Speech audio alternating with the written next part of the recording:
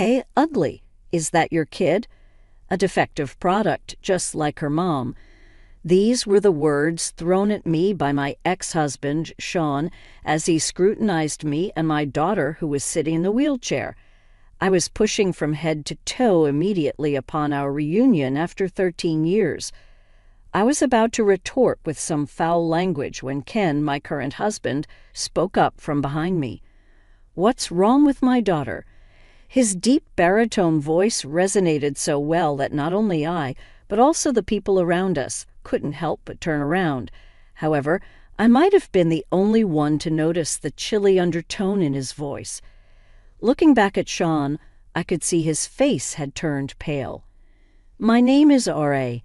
I'm 35 years old, a stay-at-home mom living with my 3-year-old daughter, Natalie, and my husband, Ken, who is 3 years younger than me. The house we currently live in was originally built by Ken's parents right after Ken and I got married. My mother-in-law passed away suddenly from an illness, leaving her elderly husband living alone. We couldn't just leave my father-in-law by himself. So Ken's parents handed over the house they lived in to us and moved in with my father-in-law. However, one of the reasons probably was that they were worried about Ken's financial situation. Just after he had started his own business, they wanted us to live in their house without having to pay rent, which was a significant decision for us.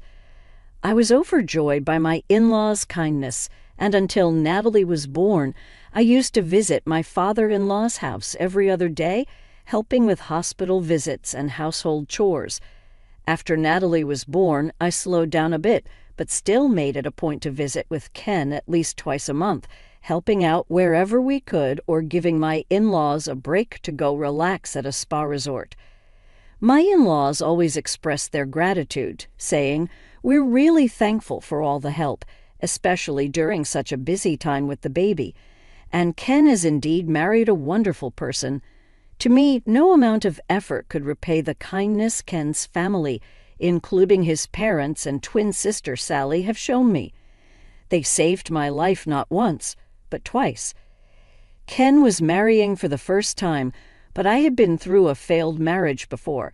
I met my first husband, Sean, when I moved to New York for university and started living in an apartment. We became friends as we moved in on the same day and shared information about nearby supermarkets, home improvement stores, and affordable restaurants. Sean attended a prestigious private university known for its stylish campus and media presence, quite different from my practical university. He was tall, handsome, and he often said, "A lot of students at my university come from privileged backgrounds, making it feel claustrophobic for someone from the countryside like me. You and I are alike. It's easier because we don't have to put on airs." And so he started to spend more time at my place, eventually leading to us living together like a couple. Back then, I couldn't believe I was dating a handsome guy like Sean and thought, I might not have the glamour of the female students on C's campus, but I can be a comforting presence.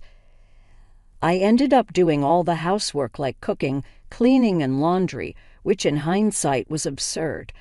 A man who seeks comfort right at the start of a relationship is hardly ever a good sign, as that comfort is purely self-serving. Because that comfort is just an abbreviation, but it is, in fact, the very egoism that makes it easy for him. But love is blind. I ignored Sean's selfishness, and when he said, "I want to quit my job because it's tough, but I can't afford to because I don't make much.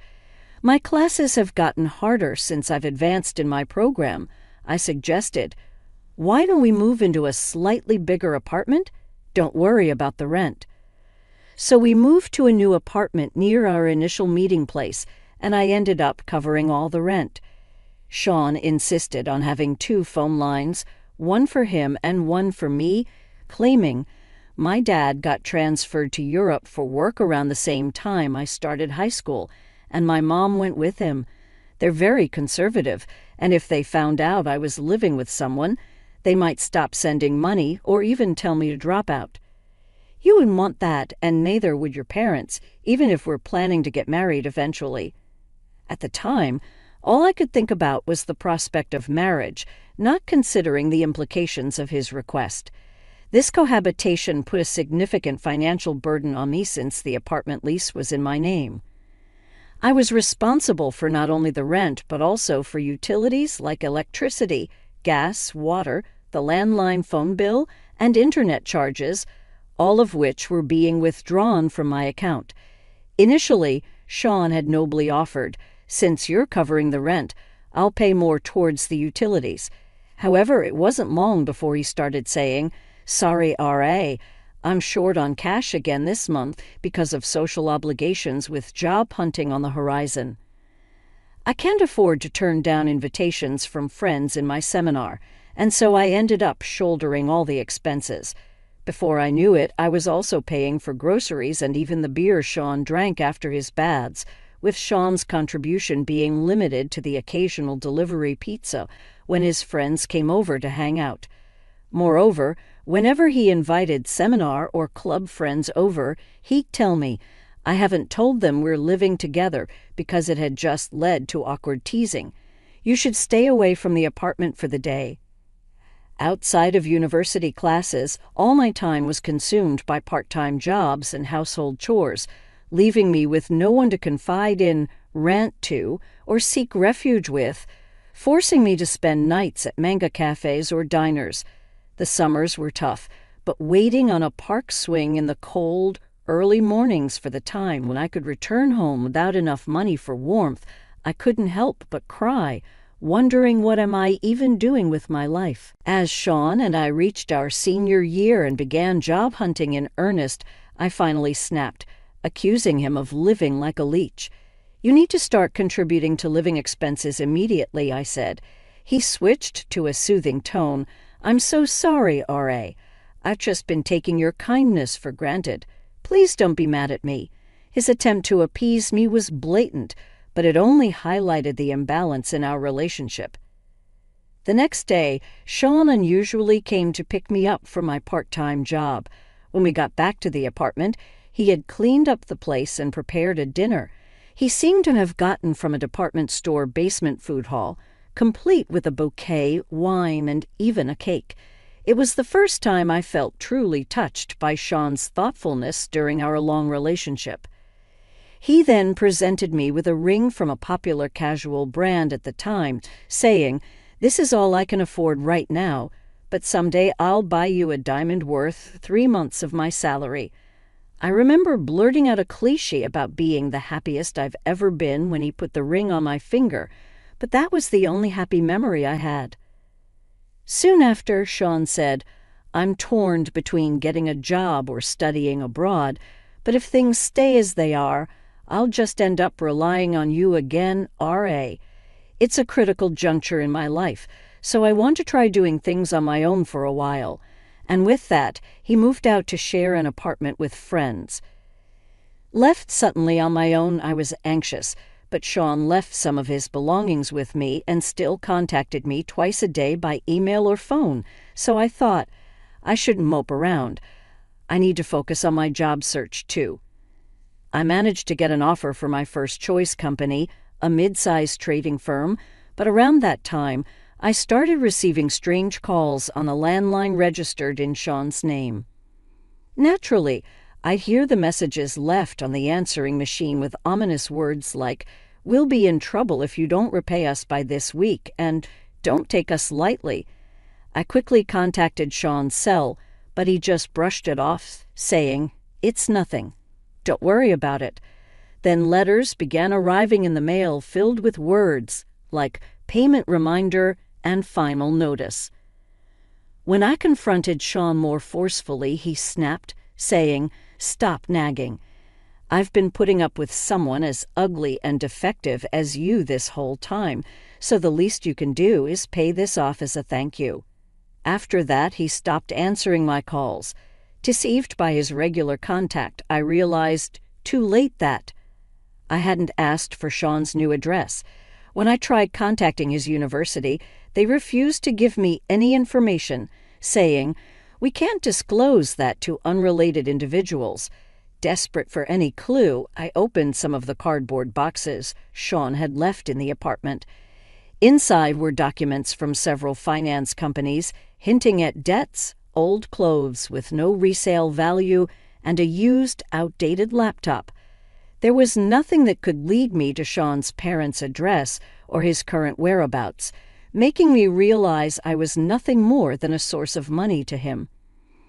But things got worse when, not long after losing contact with Sean, two men in suits showed up at my apartment, informing me that as Sean's wife and guarantor for his debts, I was expected to repay them promptly. The additional blow at a time when I hadn't even recovered from the shock of being abandoned by Sean was enough to devastate me. It was Ken and his family who rescued me from this situation. That's why I've always wanted to do everything I can for my parents and Ken. However, as I was pushing my daughter Natalie's wheelchair through the mall, I had an unexpected reunion with Sean, the man who had betrayed and abandoned me 13 years ago. He looked at me and Natalie rudely, then approached with an unpleasant smile, and the first thing he said was, "Hey, ugly, is that your kid? A defective product, just like her mom." I was about to lose my temper, not just at the insult to me but to my innocent daughter, when a man stepped in between Sean and me. It was Ken, my husband. "What's wrong with my daughter?" Ken asked, his voice carrying. Passers-by stopped to see what was happening, but Sean, for some reason, turned pale and didn't retort. As Natalie and I looked back and forth between Sean and Ken, Sean, unable to withstand the surrounding gazes, snapped at Ken, "This is private. It's none of your business, right?" But Ken, unflustered, replied, "I'm involved because it concerns my family. Otherwise, I wouldn't bother speaking to someone like you." Then, turning to Natalie, he said with a smile, "Mommy and Daddy have some business to take care of. Auntie will be here soon to pick you up. So why don't you go to her house first?" Hearing that, I couldn't help but exclaim, "What?" However, Natalie, who is unusually composed for her age and not easily surprised, said, "Okay, since it's a celebration, make sure you come early." Soon after, Ken's sister Sally arrived with her children, and Natalie left with them, leaving the scene behind. Then Ken, losing the initial momentum and slightly stooping towards Sean, who seemed somewhat diminished by the confrontation, pressured with a half-smile, "Let's have an adult conversation, shall we? It's best we move somewhere else rather than providing a free show for the public." Sean, not particularly short, but significantly overshadowed by Ken's near 6'3" stature and faced with Ken's unsmiling gaze, probably thought it better than being goaded by onlookers and surprisingly agreed to Ken's suggestion to change locations. The three of them took a taxi and arrived at the building housing Ken's office. With the push of an elevator button and a glance at the tenant directory next to it, Sean realized they were headed to a law firm, which made his complexion turn pale again. But it was too late to run away, so he reluctantly joined them in the elevator. On his supposed day off, Ken appeared with a stern face, bringing his wife, me, and a guest, which surprised the office staff. However, by the time we were escorted to the back reception room, they had regained their composure. Watching Ken's profile, I too managed to calm my nerves. The only one who remained visibly restless and uneasy was Sean. Seeing Sean's state, Ken, with a sly smile, placed a stack of documents on the table after asking a staff member to bring them and casually mentioned, "It's terrifying how coincidences work, isn't it? To think we'd meet the very person involved before showing this investigation report to the chairman." Sean's complexion grew even worse upon hearing this, but I had no idea what they were talking about. Noticing my confusion, Ken began to explain to both Sean and me. The chairman he mentioned was a major client of Ken's office, the current chairman of a machine tool manufacturing company. Recently, the chairman personally summoned Ken to the company's headquarters, where he was introduced to the chairman's youngest daughter, who had just returned from studying in the United States. The chairman had a special request. He wanted an investigation into a man's background to be kept confidential, and there in the sales department was none other than Sean Smith. Well, you were using a different spelling for Sean back then. Ken continued with a grin, making Sean's face grow even paler.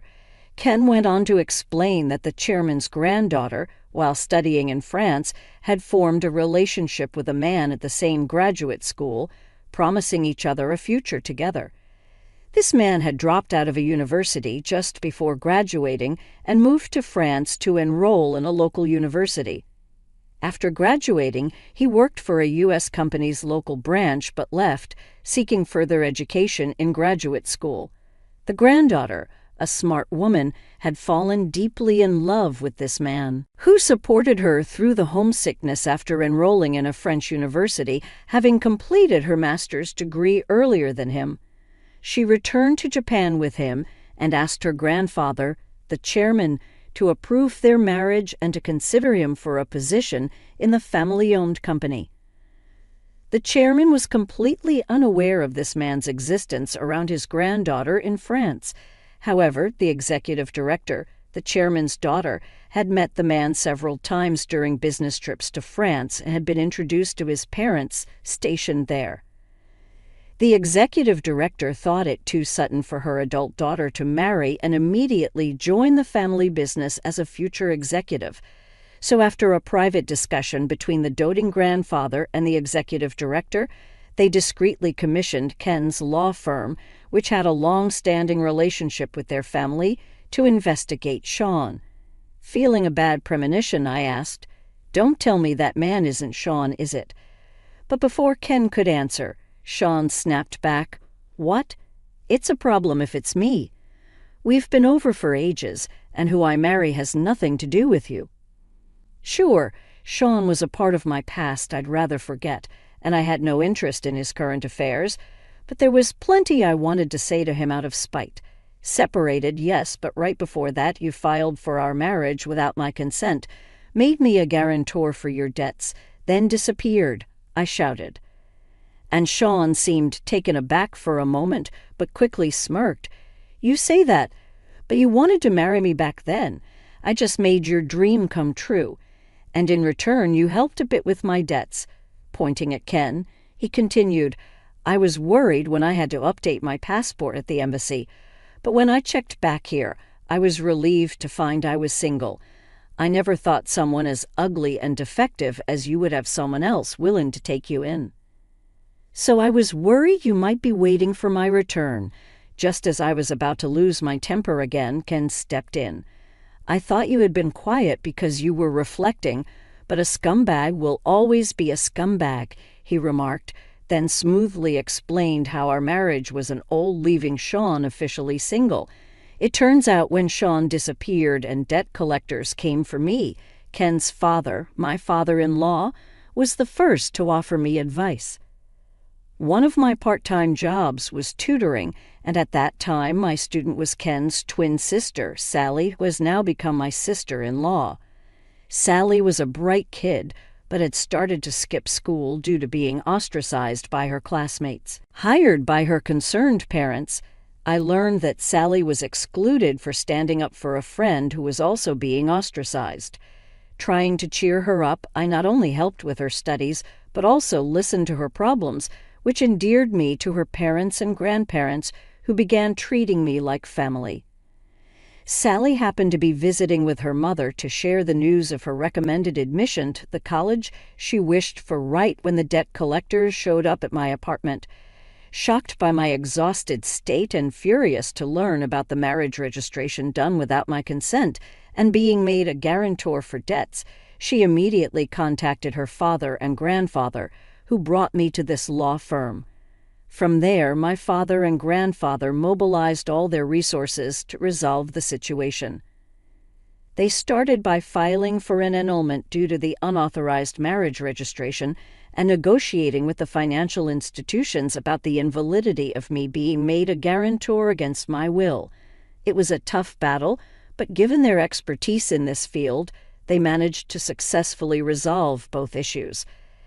I was told facing a lawsuit for annulment and dealing with stubborn financial institutions was a tremendous effort, especially as Sean was nowhere to be found. Meanwhile, overwhelmed by this sudden misfortune, the shock of being abandoned by Sean, and the turmoil that jeopardized my college graduation and employment offer, I worried about how I could ever afford the attorney's fees. That's when my grandfather-in-law offered me a job at this firm where I worked diligently. I was hoping to repay them in some small way. Despite my efforts to pay the attorney's fees, the Bar Association's regulations only allowed me to cover the actual expenses with a little extra. Thanks to their efforts, the marriage was ultimately annulled, and I was also released from being Sean's guarantor for his debts. So technically, you're not Raz's ex-husband. You're just a blemish on her life, they told Sean.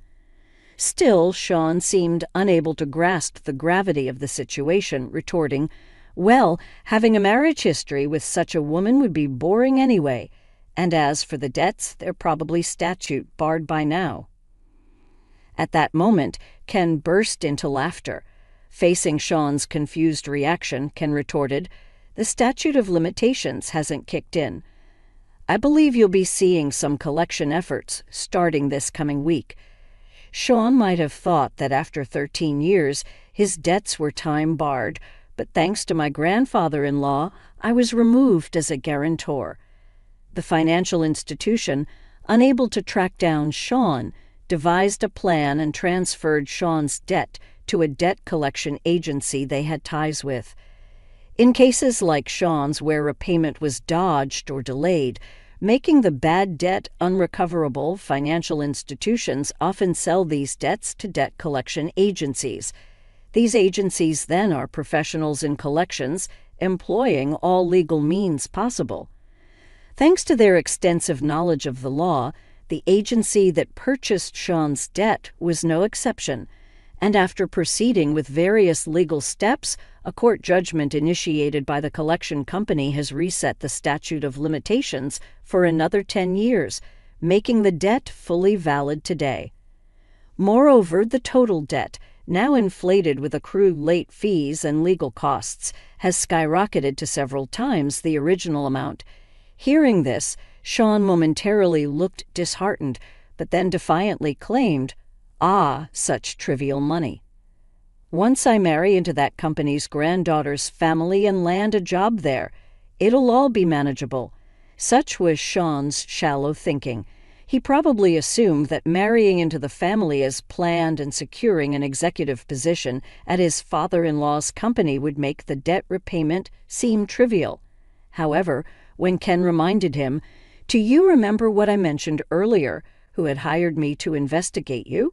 Sean's face turned completely pale. The truth is, Ken is Sally's twin brother.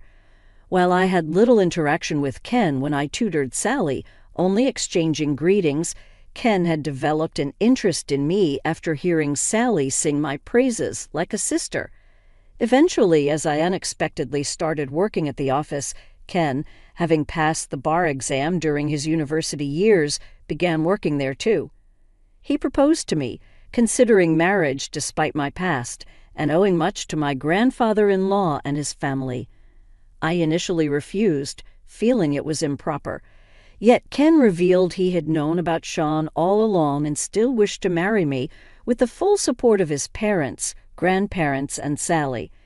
By then, my parents, fully aware of my circumstances, also blessed our union, leading to a happy marriage with Ken. Unlike me, who wanted to seal away the past, Ken had harbored a desire for revenge against Sean for years.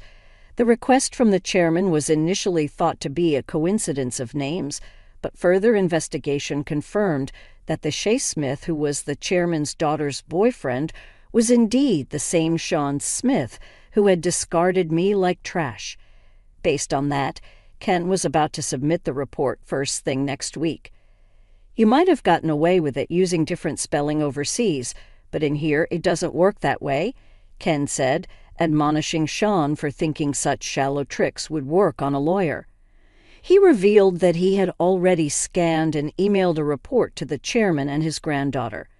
Since then, we've occasionally received inquiries from that financial institution checking if they had located you. I've also informed them about your situation." Sean, suddenly dropping to his knees, begged, "Please, somehow convince the chairman and the others that it was all a mistake." But Ken, with a sarcastic tone, questioned, "Why should I, a lawyer, tell such blatant lies to a client, especially when you've insulted my young daughter, who is in a wheelchair because of an injury, calling her ugly and defective?" The truth is, Natalie's injury happened while she was on her way to violin practice. I took my eyes off her for just a moment, and she was knocked over by a high school student, distracted by their phone. Since then, Natalie has been somewhat withdrawn, worrying Sally and her kids, who, upon learning that Natalie won a prize in an art competition, suggested, "Let's celebrate her achievement." Today was supposed to be for that celebration, but Sean's unexpected appearance turned it into a complete disaster. Ken, utterly doting on his daughter, was undoubtedly furious, not just because of Sean's past actions, but also because of the vile words directed at Natalie. Even as Ken coldly dismissed him, Sean, without any shame, continued to cry out loudly, pleading, "Please, the future of a man's life is at stake here. Are you going to ruin it?" But Ken responded, "Ruin someone's life? Which right do you have to say such a thing? What you tried to do to R and the chairman's granddaughter was exactly the act of ruining someone's life. It's like the saying, 'Curse others and you dig 2 graves,' a boomerang that came right back at you. You should accept it gracefully." When Sean still tried to cling to him, Ken brushed off his arm and said, "The exit is that way," calling the building's security to escort Sean out. As Sean's cries and resentments faded away, Ken and I exchanged smiles. Later on, Sean rushed to his girlfriend, the chairman's granddaughter, and made excuses, but she, already harboring suspicions, was outraged by the revelation of the truth and refused to see him again, effectively giving him the boot. However, the chairman and the executive director, upset over their beloved daughter and granddaughter being hurt too, took further action. Sean, attempting to reconcile and bombarding her with messages and emails, was reported to the police for suspicion of being a fraudster trying to marry and infiltrate the company with a fake resume. While it didn't escalate to a criminal case, a warning was issued for the stalking. Sean, persistent in continuing his harassment, was eventually arrested and prosecuted. Though he received a suspended sentence with probation instead of jail time, the conviction meant he could find employment nowhere, not just outside of Tokyo, but across the entire country. Despite superficially returning to his normal life, finding himself in a desperate situation, Sean once again tried to go to America, hoping to find employment there. But with a criminal record, he struggled to obtain a visa and had to give up on that plan. Moreover, after learning everything from the chairman and the police, his parents disowned him, leaving Sean truly alone, facing unavoidable debt repayment. He tried to find odd jobs, but without a smartphone due to being blacklisted, an expired driver's license, and no fixed address, decent work was impossible to come by. I heard through the grapevine that he ended up working for a shady handyman service introduced by the debt collectors, living in a dormitory with no privacy and working from dawn till dusk. But I decided to forget about it as soon as I heard, as it had nothing to do with me. On the other hand, Ken and I moved from our suburban house to a condo near the private elementary school Natalie plans to attend once her injury had healed. Natalie, who has been averse to taking the train since the accident, liked the bus accessibility and the view from our high-rise apartment, seeming happier every day. The previous house was a remodeled version of Ken's parents' home, so when Ken suggested selling it to move, I worried about what his parents would think. However, they, enjoying their second life in a warm seaside town, told us, "The happiness of our son, his wife, and our granddaughter is what matters most. "Don't worry about us." They actually encouraged us to go ahead with the move. Being closer to my workplace means more time spent with the family than before. It was a good decision. Ken, enjoying the new life as much as